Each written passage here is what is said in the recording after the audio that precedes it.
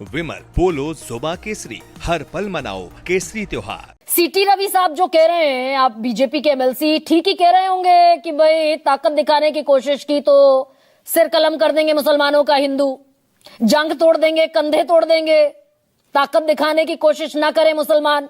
ठीक कह रहे होंगे सीटी रवि? गरिमा, मुझे लगता है कि आपने जिस तरह से मेरा परिचय दिया, वो मेरा सौभाग्य है कि आपके पैनल पे मुझे पहली बार बोलने का मौका भी मिला।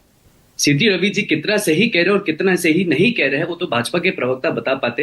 अपितु चुनावों के बीच में धर्म को लेते हुए राजनीति करना, मुझे लगता है कि जिस तरह से डेरोगेटरी स्टेटमेंट लगातार हिंदू के तरफ दिए गए हैं, चाहे वो वेस्ट बंगाल का विषय आप टीएमसी का ले लीजिए, चाहे वो बंगाल का, बिहार का ले लीजिए, चाहे वो राजस्थान में ले लीजिए, चाहे छत्तीसगढ़ में, चाहे जेएमएम का ले लीजिए, विभिन्न विभिन्न राज्यों के अंदर में जिस तरह से पोलराइजेशन की बात करी गई तो वो एक सेक्युलरिज्म की बात बन जाती है। लेकिन जब एक मुझे एक बयान बता दीजिए Amitosh Parekh, I would be glad.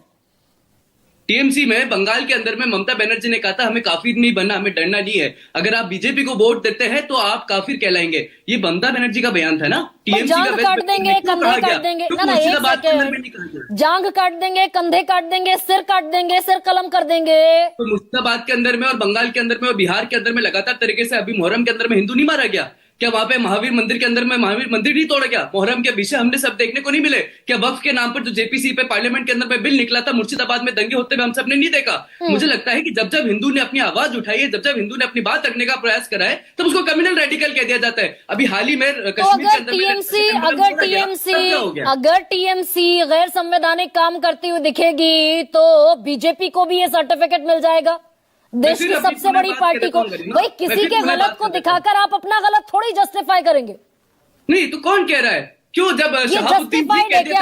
RJD के बीजेपी एमएलसी जो कह रहे हैं, अमितोष रुकिए ना एक सेकेंड, और बड़े सरल तो खैर नहीं होंगे, लेकिन मैं कोशिश करूंगी आपसे बहुत जेन्युइन सवाल है वो पूछूं। पहली दफा आप पैनल पर हैं। सीटी रवि का जो बयान है, पहले एक एक करके निपटाते चलते हैं। कंधे काट देंगे मुसलमानों के, जांग काट देंगे, सिर काट देंगे, हम हिंदू यहां पैदा हुए, ये कहीं और से पैदा होकर यहां आ गए। क्या ये संवैधानिक दायरे में आता है? क्या 15 मिनट पुलिस हटा देंगे संवैधानिक दायरे में आता है? क्या कोरोना वायरस से हिंदू मरे वो संवैधानिक दायरे में आता है? क्या उत्तराखंड की घटना जिसके अंदर में नेचुरल कैलेमिटी हुई और बोल दिया कि आपसे खुदा नाराज हो गए, मुस्लिम अपीसमेंट करते नहीं है, क्या वो संवैधानिक आधार में आता है? क्या तबलीग जमात के बयान संवैधानिक अधिकार में आते हैं? क्या टीएमसी वेस्ट बंगाल ममता बनर्जी का बयान संवैधानिक आता है? क्या शहाबुद्दीन कह रहा संवैधानिक होता है? क्या बंगाल के लिए और राम मंदिर के लिए आपत्तिजनक शब्द कहना वो संवैधानिक होता है? मुझे लगता है देश के अंदर में हमें समझ लेना चाहिए कि क्या संवैधानिक है और क्या असंवैधानिक है। सेक्युलरिज्म की अगर हम बात करते हैं तो right to equality, liberty, fraternity, equality और जस्टिस की हमें बात करनी चाहिए। हाँ, मैं ये समझता हूं कि डेरोगेटरी भाषा का प्रयोग नहीं होना चाहिए, लेकिन अगर हिंदू अपनी आवाज उठाते हैं तो कम्युनल नहीं होना चाहिए। और हिंदू के प्रति एक सेकेंड, इस देश की सबसे बड़ी पार्टी जो पार्टी विद द डिफरेंस का टैग लगाकर चलती है, जो चाल चरित्र और चेहरे की बात करती है, भाई फिर तो आप भी उतने ही बड़े सांप्रदायिक हो गए। कहिए फिर कि हम भी उतने ही बड़े सांप्रदायिक हैं जितनी सांप्रदायिक टीएमसी है, आपके शब्दों में। कब कह रहा? मैं तो ये कह रहा हूं कि आप डेरोगेटरी स्टेटमेंट मत दीजिए, चाहे वो कोई सी भी जगह के हो। लेकिन अगर उन्होंने कहा है किसी भी विषय को देखते हुए, मुझे लगता है गरिमा, ये भाजपा के प्रवक्ता अच्छे से क्लियर करते हैं, अगर हिंदू की तरफ की बात आती है तो मुझे लगता है जिस तरह से गिरिराज सिंह जी ने स्टेटमेंट दिया होगा, वो इसी बात को देखते हुए दिया होगा, बिहार इलेक्शन को देखते हुए, कि जिस तरह से मुहर्रम के अंदर में देख लीजिए, जिस तरह से पूरे देश में हिंदू के प्रति बिहार देख लीजिए। क्या राहुल गांधी जी स्टेटमेंट देते विकीपीडिया उस पर विकीलीक्स पे जाके कि Hindutva is more dangerous as Lashkar e Taiba. मुझे लगता है कि इस तरह के विषय असंवैधानिक है, इस तरह के विषय आप दरअसल क्या कर रहे हैं एक सेकेंड अमितोष, आप दरअसल क्या कर रहे हैं? दूसरे के गलत से अपने गलत को जस्टिफाई कर रहे हैं। गिरिराज सिंह ना एक सेकेंड रुकिए ना, गिरिराज सिंह ये किस गणित से कह रहे हैं कि भाई हमने नल जल दिया, आयुष्मान योजना दी, पीएम आवास योजना दी, हमने मदद की, वो हमें वोट नहीं देते, तो जो बेईमानी करता है वो तो नमक हराम हुआ। पर हम ये भी मुसलमान नमक हराम है ना इस देश के। कह दीजिए अमितोष पारेख आज पैनल पर कह दें।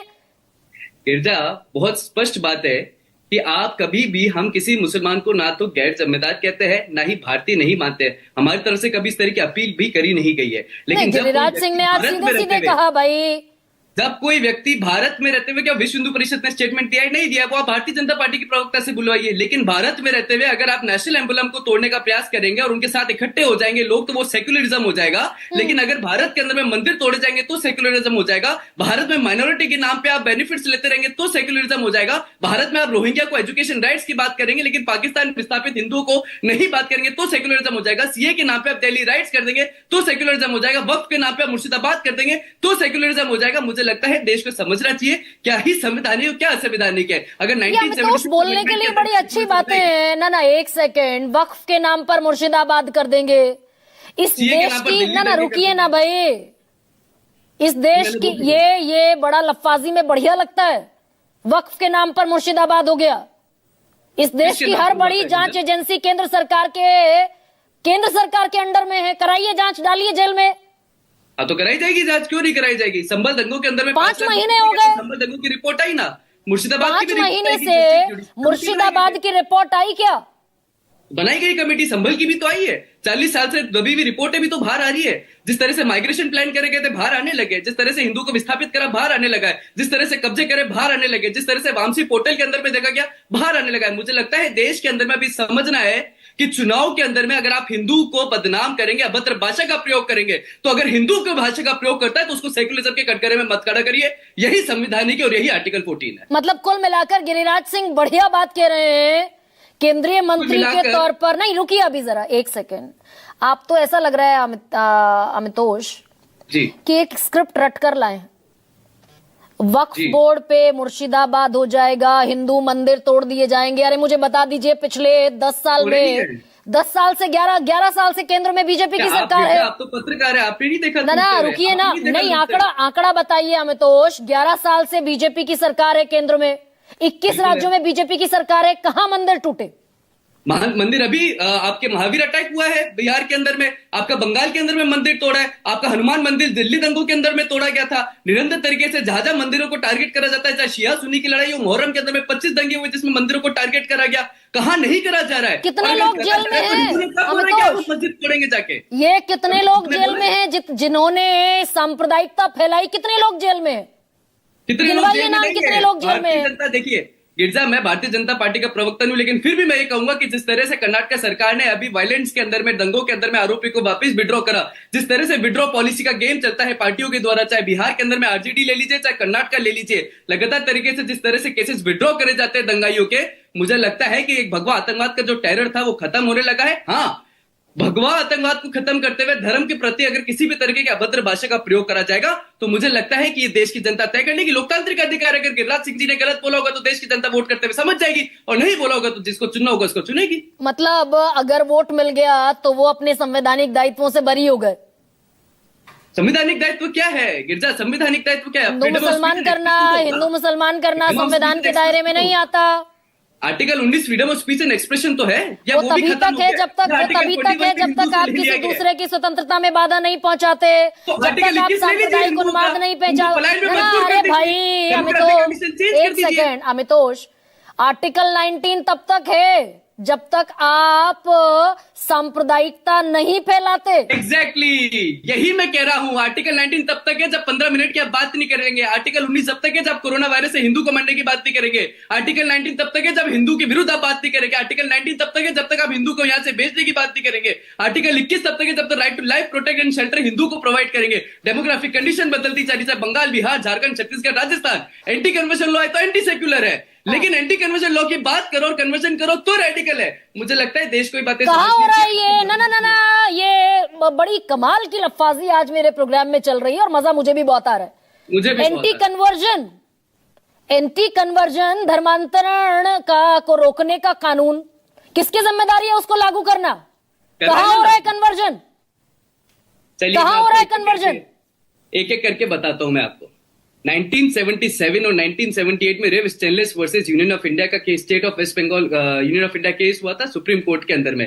कोर्ट ने कहा कि right article 25 doesn't provide anyone right to convert anyone, चाहे वो fraudulent, misguided, misinterpreted, undue influence से लीजिए। 1964 के अंदर, इससे पहले 1954, 1960, 1979 में 3 बार सदन के अंदर में, पार्लियामेंट के अंदर में बिल लाया गया था। बैकवर्ड कम्युनिटी के लिए, ट्राइबल के लिए और फ्रीडम ऑफ रिलीजन के लिए किसकी सरकार थी? बिल क्यों पारित नहीं हुआ? नहीं करा गया। लेकिन उसके बाद में सुप्रीम कोर्ट ने कहा कि स्टेट लॉज बनाएंगे। आज 12 राज्य जिसमें स्टेट ने अपने लॉज बना दिए, 11वां तो हिमाचल प्रदेश आज कांग्रेस शासित सरकार है और 12वां राजस्थान बना। अगर कन्वर्जन नहीं हो रहे तो कन्वर्जन के लिए करा गया है कि आप ठीक है, फ्रीडम ऑफ रिलीजन है, सबको अपना अधिकार है, अरे लेकिन आप भाई किसी को प्रलोभित कमाल, करेंगे। फंसेंगे अमितोष आज। आइए, फंसा आपने दीजिए कहा आप। आपने कहा एंटी कन्वर्जन पर सुशोर मचाता विपक्ष। मुझे बताइए कि इस देश में पिछले 11 साल में कितना कन्वर्जन हुआ? कितना कन्वर्जन नहीं हुआ? कहां कन्वर्जन नहीं हो रहा है? आपको मैं अभी 3 ही विषय बताता हूं राजस्थान के। मैं राजस्थान से आता हूं। विश्व परिषद की मैं प्रेसिडेंट वैसी भाषा का इस्तेमाल नहीं करूंगी। हाथ पर हाथ धरे बैठी है क्या केंद्र सरकार? केंद्र सरकार क्या, राज्य सरकार की जिम्मेदारी की? जाओ, राज्य सरकार कानून बना रही है। क्यों कांग्रेस कुल सरकार ने जमा अपनी 3 राजस्थान के राज्यों में अंदर कुल जमा विरोध 3 राज्यों में कर दिया? कांग्रेस की सरकार है। क्यों कर्नाटक के अंदर में 2004 के अंदर में उसको रिपील कर दिया? क्यों बेहूदी तमिलनाडु बात कर रहे हैं उसको आप। रिपील कर दिया? क्यों हिमाचल प्रदेश के अंदर में हुआ और आज में Haryana freedom of religion act के अंदर में कन्विक्शन हुआ है? कितने केसेस हुए हैं? 1000 से ऊपर लोग कन्विक्शन के केसेस में आ रहे हैं यूपी के अंदर में। अरे मुझे लगता है एक्ट कि अगर आप बहुत नेशन टीवी के वाइड अंदर है में बैठ के कन्वर्जन नहीं समझ पा रहे। हिमाचल में कन्वर्जन हो रहा है, कर्नाटका में कन्वर्जन हो रहा है, उत्तर प्रदेश में पिछले कितने साल से वो छंगुर बाबा का जो नेटवर्क था वो चल रहा था। 7 साल से 8 साल से सरकार है बीजेपी की। एक्शन लिया क्या? जितने भी उसमें लिप्त पाए गए थे उनके ऊपर प्रोसीडिंग इनिशिएट हो गई, क्रिमिनल 8 प्रोसीडिंग साल से, कितने साल से वो साम्राज्य चल रहा था? 8 साल से बीजेपी की सरकार है, सबसे मजबूत मुख्यमंत्री है। एक्शन लो तो दिक्कत, ना लो तो दिक्कत, ले लिया तो क्यों लिया, नहीं लिया तो क्यों नहीं लिया? इस सवालों से मतलब ऊपर उठिए आप जो है उसका 8 स्वीकार करिए। ओके अमितोष, आप 8 बरस तक सोते रहेंगे और फिर जब मन आएगा, जब आपकी राजनीतिक फसल के लिए मुफीद होगा, तब उठेंगे और कह देंगे कि ये धर्मांतरण का रैकेट चला रहा है, चलाया जा रहा है, कांग्रेस चला रही है, टीएमसी चला रही है। आप बहुत सम्मानित है और हम तो आपके चैनल के शोज को देखते और सीखते बहुत कुछ है। पर अभी 3 स्टेटमेंट मैंने दिए थे, 1954, 1960 और 1979। ठीक है, मैंने समझ लिया अमितोष। आपने कहा हिंदू मंदिर तोड़े गए, केंद्र सरकार के पास डेटा होना चाहिए कितने हिंदू मंदिर तोड़े गए, कितने लोग जेल के भीतर गए। अभी रुकिए 1 सेकंड, अभी 1 सेकंड रुक जाइए।